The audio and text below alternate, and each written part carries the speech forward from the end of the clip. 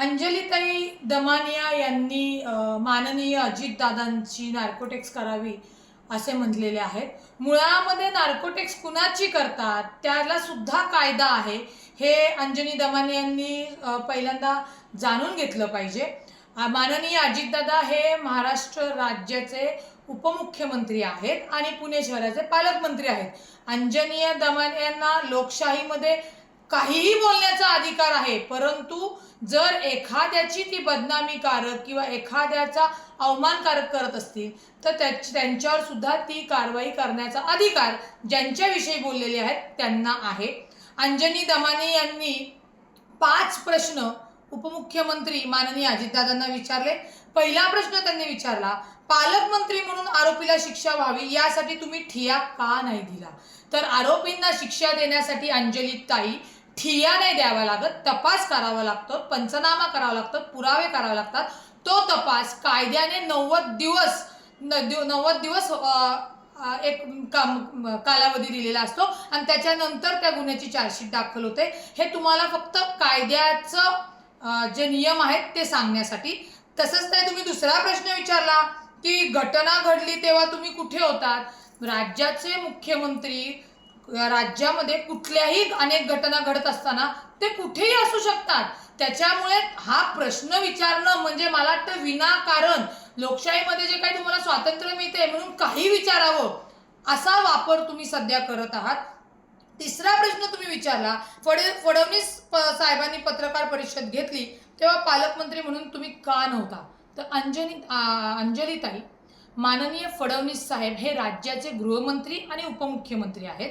माननीय अजितदादा हे उपमुख्यमंत्री आणि पुण्याचे पालकमंत्री आहेत. महायुतीचं सरकार आहे, त्याच्यामुळे त्या खात्याच्या मुख्य म्हणजे गृहमंत्र्यांनी जर पत्रकार परिषद घेतली याचाच अर्थ की उपमुख्यमंत्री किंवा पालकमंत्री किंवा एकनाथ शिंदे साहेब यांच्याशी विचार विनिमय आणि चर्चा करूनच त्या खात्याच्या प्रमुखांनी ती घेतलेली भूमिका ही त्या महायुतीच्या सरकारची आहे. एवढं सर्वसामान्यांना कळण्या इतकं शिक्षण आणि नॉलेज झालेलं असतं.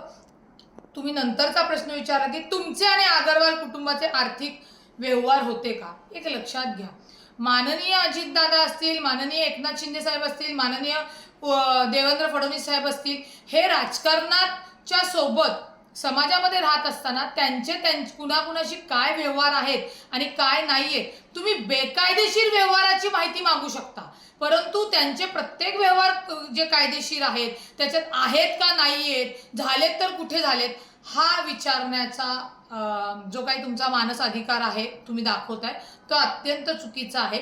आणि व्यवहार जर समजा उद्योग व्यवसायातनं असू शकले तर ह्या प्रकरणाशी आणि त्यांच्या आर्थिक व्यवहाराशी कुठेही संबंध येत नाही.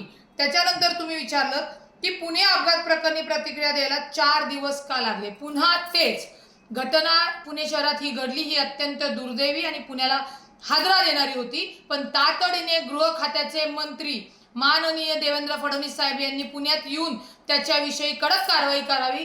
कर्तव्यात कसूर केलेल्या पोलिसांना त्यांनी निलंबित केलं आणि त्या कारवाईचे फास आवळले आणि कडक कारवाई करायला पोलिसांना आदेश दिले. म्हणजेच ते आदेश महायुतीचे सरकारचे होते, त्यामुळे उशीर वगैरे काही झालेला नाहीये.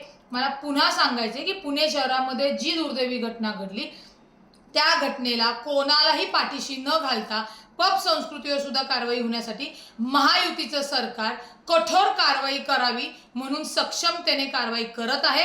याची अंजनी दमानियाताई तुम्ही माहिती घ्यावी. आणि तरी तुम्हाला लोकशाहीतनं जरी अधिकार असला तर त्याच लोकशाहीच्या अधिकारातनं आम्ही दादांचे प्रवक्ते किंवा दादांचे कार्यकर्ते म्हणून तुम्ही विचारलेल्या प्रश्नांची उत्तरं व्यवस्थितपणे दिलेली आहे. आता तरी तुमचं समाधान झालं असेल, नसेल तर अजून प्रश्न तुमच्या मनात असतील तर विचारा. ते जर कायदेशीर आणि योग्य असतील तर त्याचं उत्तर तुम्हाला नक्की दिलं जाईल.